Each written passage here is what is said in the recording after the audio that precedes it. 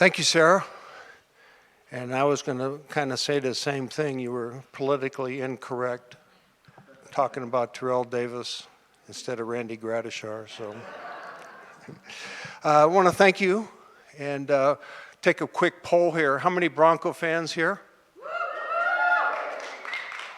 A lot of them. How about Raider fans? Some of you are lying.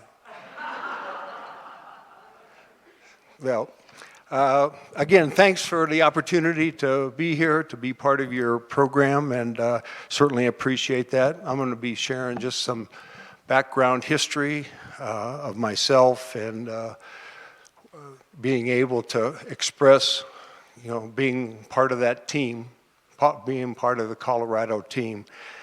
And originally I was born in Champion, Ohio, which is about 50 miles southeast of Cleveland, Ohio. And come from a small town of Champion. It was out in the country. There was about 2,000 people there, and it's right outside of Warren, Ohio, or Youngstown, Ohio, if you know. That's 50 miles southeast of Cleveland. And my parents, as you can probably know, is that going through the Great Depression, very, very tough times for almost everyone in our country and maybe around the world. And my parents at that point pulled together as a team. And they loved and support each other, and they sacrificed a lot to make ends meet. And my mom said, she always said she made a lot of fried potatoes and onions for almost every meal during that time in those 20s and 30s during the Depression. And I see some of you nodding your head, and you can certainly understand that. But that really kept them alive. And the motto during the Depression was, the years during that Depression, it said, make do or do without. And another motto was, use it up or wear it out.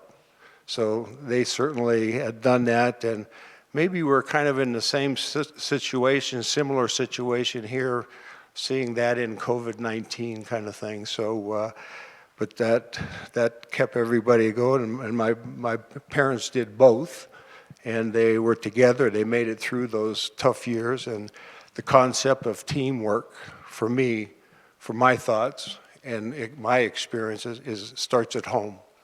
Starts at home, and yes, it goes to business, it goes to activities, it goes to our society. And at home and at work, they both had each other's back, and they sacrificed through the good times and the bad times for sure. And my dad was a World War II veteran, and when he got home, he had a good opportunity. He started a grocery store in Champion, Ohio. And that was back in 1945, and my mom was a homemaker and raised 3 kids, and I was the youngest of the 3 brothers. And Dad worked 7 days a week and worked hard, and an incredible work ethic for him. And I learned a lot from my dad, to work hard and to live within your means, do your best, be honest, don't cheat. Treat people with dignity and respect. And and I started working with him at the grocery store when I was 11 years old. And I look back on that, and Dad and I were a pretty good team when working together that long. And I was very proud to work alongside the other teammates or the other employees at the grocery store. And I stocked some shelves, swept the floors, got involved with the produce counter, got involved with slicing old lunch meat for some of you. Well, a lot of you are on the older side, so you can relate to this because you were during those times, and maybe your parents experienced the same thing. And what I learned from that possibility, or that going through that, there was nothing that I learned that was beneath me.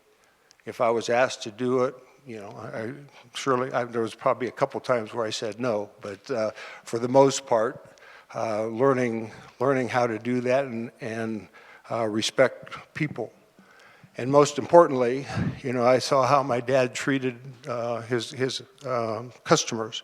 He was fair, he was honest, he was compassionate. If a family was going through rough times, he'd either give a substantial discount or he would pay for it himself.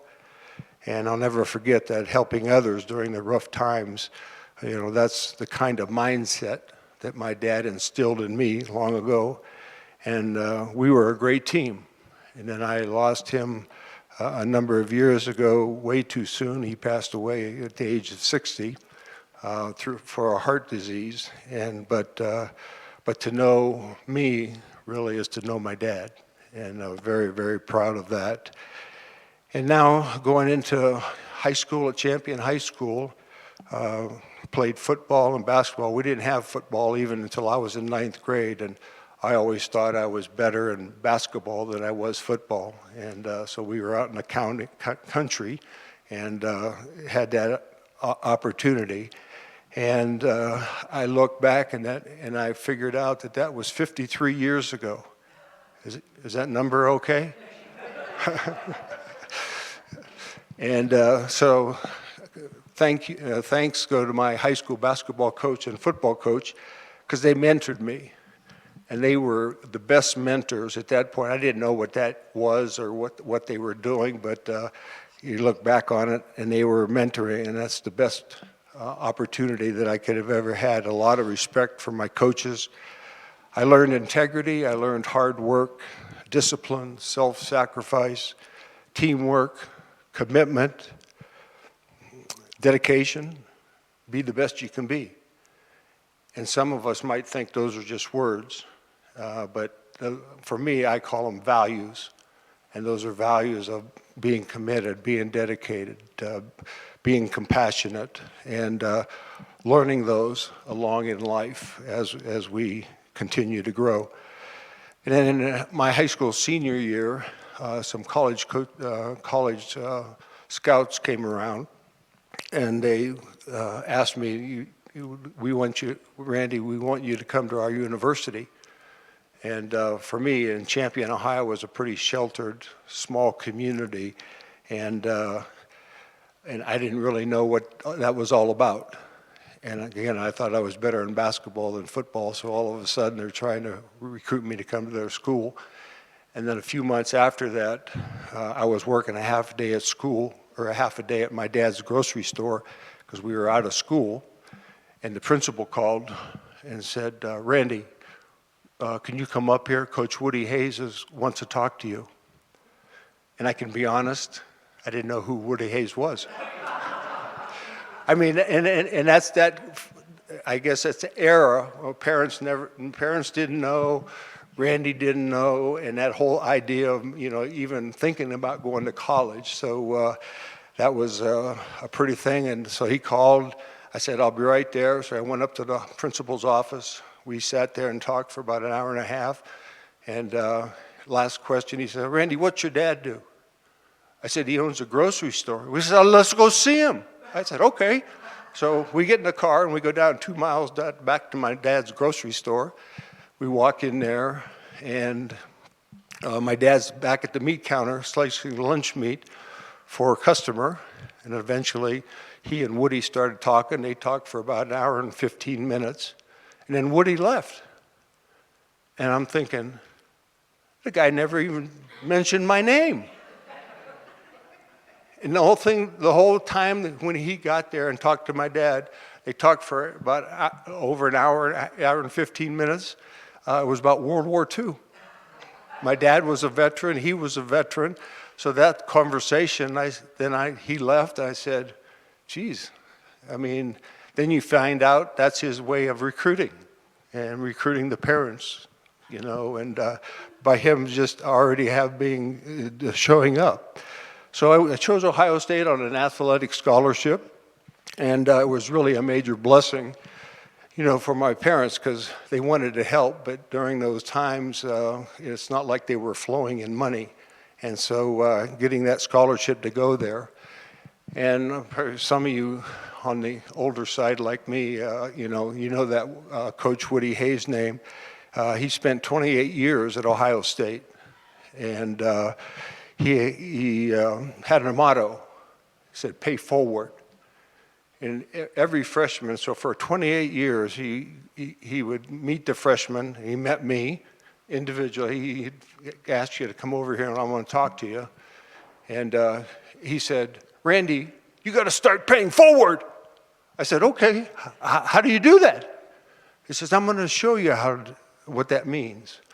And so the simplest definition of paying forward, is if you're in line, I mean, even today, if you're in line, Starbucks or wherever you're in line buying coffee, buying a soda, saying, "I want to take care of the soft coffee or soda with the person behind me." And that's the bottom line is that's just a random act of kindness. It shows of helping build within the community and considering others before we have considering our own needs.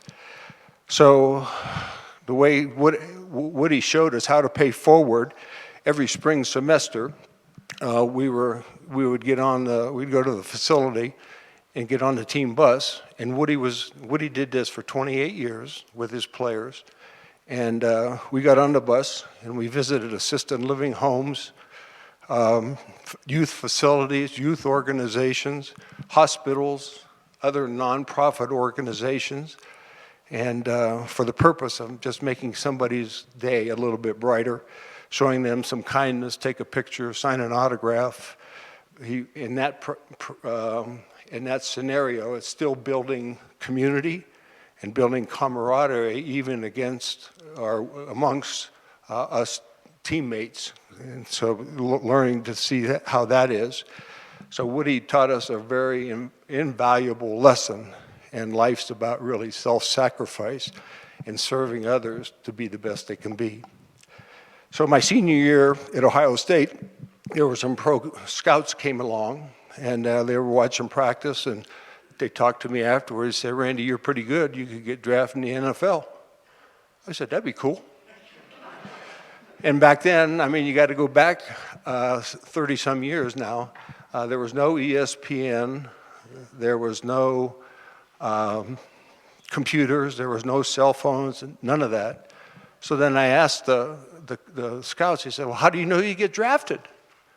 He said, "Well, give us your phone number where you're going to be sitting at the landline all day, and we'll call you."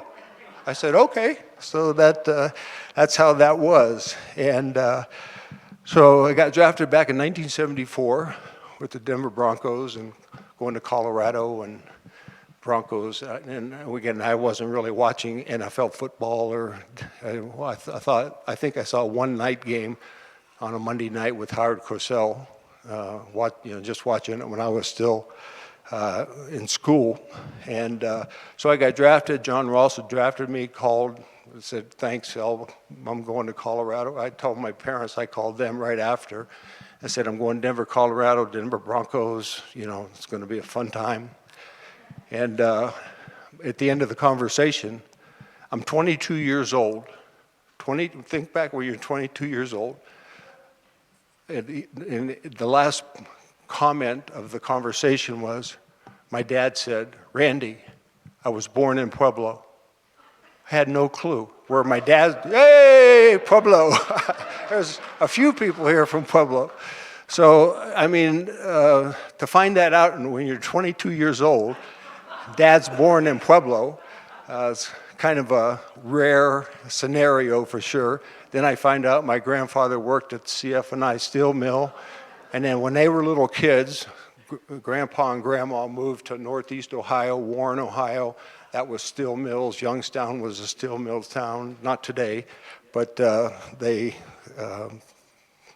related to that. And my grandfather worked in there, and my aunts and uncles worked in the steel mill there too also. So, and then when I get started with the Broncos, I mean, that was a whole different level of playing. I was grateful to my high school coaches and to old coach Woody Hayes, mentoring and helping me to prepare for that intensity at the pro level. And then really kind of understanding in high school and college, do what the coach says. And that really, what Woody did and what high school coach did is, go to class. Make sure you go to class. Get an education, and if you can, even graduate kind of thing. And so that was what it was all about. And then when you're on the field, athletic-wise, it's all about teamwork. And that teamwork, some other words come to mind of commitment, passion for the game, dependable anticipation, dedication, learn to persevere. So that was certainly from an athletic standpoint, but also I always consider those are life considerations also. And to work through that pain, back then, work through the pain. When can you go back in, push yourself, mentor other teammates along the way, train hard, mentally and physically, and don't cut any corners. Do what I'm asking you to do, what the coach says, what we want you to do. And of course, also the parents were kind of saying that same thing. So as a team, being out with the Denver Broncos, we knew our vision, and our vision was to get into that big game, the Super Bowl, when I was playing. And to realize the vision, you absolutely must work together and as a unified team. And we had to park our egos, these NFL guys, you had to park your ego in the parking lot and leave it back there and go in and practice and being part of the team. And through that process, once you park your egos, and not just in football athletics, but in life, you gain respect for yourself, and you gain respect from your other teammates that you're involved with. And so I did that with the Broncos for 10 years. We fought every game to win. And with every loss, we learned the mistakes. And that you do that in business, you do that in home, you do that on the athletic field. And the mistakes were made, win or lose, you go back and look at that. Everything you've seen as an opportunity, you want to improve. The next day or the next week, you want to do a better job no matter where you're at in life. And as an Orange Crush linebacker, the coach said, well, make the tackle and find the ball no matter what the cost is. That was pretty simple type of training. Find the ball, make the tackle. And I think I kind of did that for a while. And but it was, if you get knocked down, get up and get up fast, stay focused, keep moving, and keep that vision that we're going to win the game. And you learn that to be able to do that, again, not just on the athletic field, but in life. And if I was knocked down, the coach would say, you get up fast, stay focused, keep moving. The vision is, Randy, you got to win the game. And so and then we can make it to the Super Bowl. And we certainly had that opportunity back in 1977. And really what you had to do, or what I wanted to, you had to want to learn and to be teachable. That's another part of, I think, humility and putting our egos aside and being able to do that. So with the Broncos, we had all kind of meetings, game meetings at practice. It was about studying film after film after film. And we were taught to look at all the fine details and memorize the opponent's plays through the practice and through the actual film study. And everything playing athletics was hinged on how well we were prepared. And years ago, I don't even know if they still make them, but we had this big 3-ring notebook. We didn't have iPads and all that stuff today. And what it did was, since we're playing the Raiders, it had all the Raiders Sunday, where it had all the Raiders plays in there. And the coaches put all that stuff together each week, each opponent we played. It told you what they run on first down, what they run on second down, what they do on third down, what do they do in short yardage, what do they do inside the 20, what do they do outside, on the outside of the field. And kind of a commitment in order to do that on the pro level. But you realize your vision, you want to come out on top. You want to always need a step ahead and of finding out about your competition for sure, and to know your opponent and what they do, and think about that, and see how they strategize their particular game plan. And so during my era, that Orange Crush, we were pretty good. And we're very, very proud of that. We were tough to beat. And you say, well, why?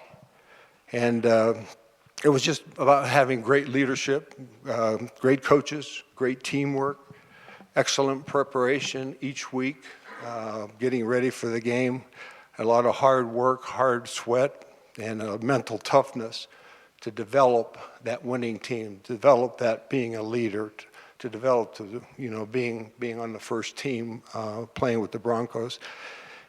And I just want to say a quick word about having a mentor in your life, and realizing that this was years ago for me, but I wanted to be a strong contributor to any team, whether it was back in high school or college or with the Denver Broncos, and being a contributor in life also.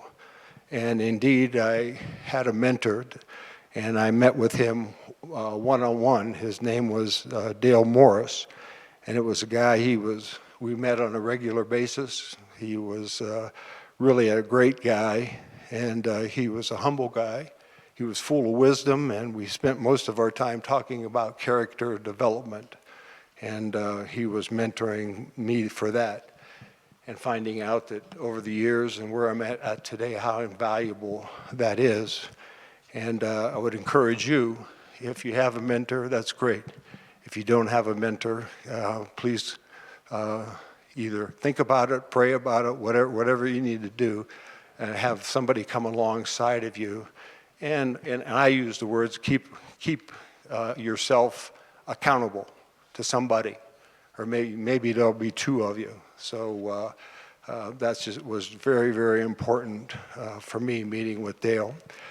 So in closing, I think you get the picture, is that nothing worthwhile comes very easy, and you got to pay the price. You got to work hard.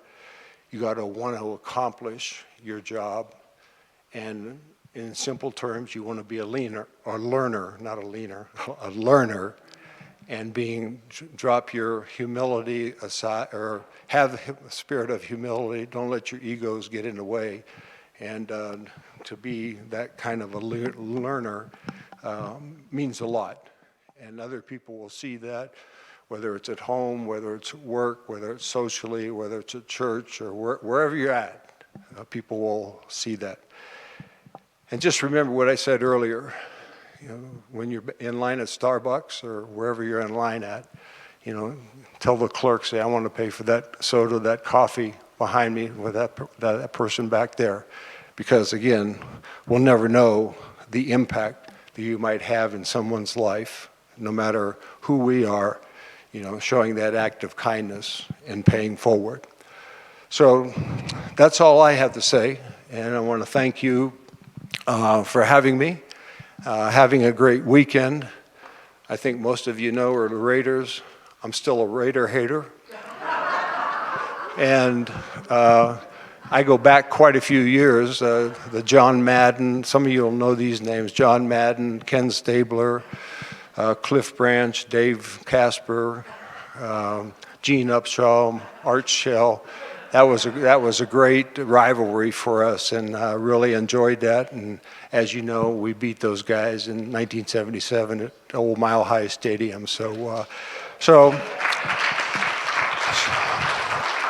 I wish you well. Go Broncos, and have a good weekend. Thank you.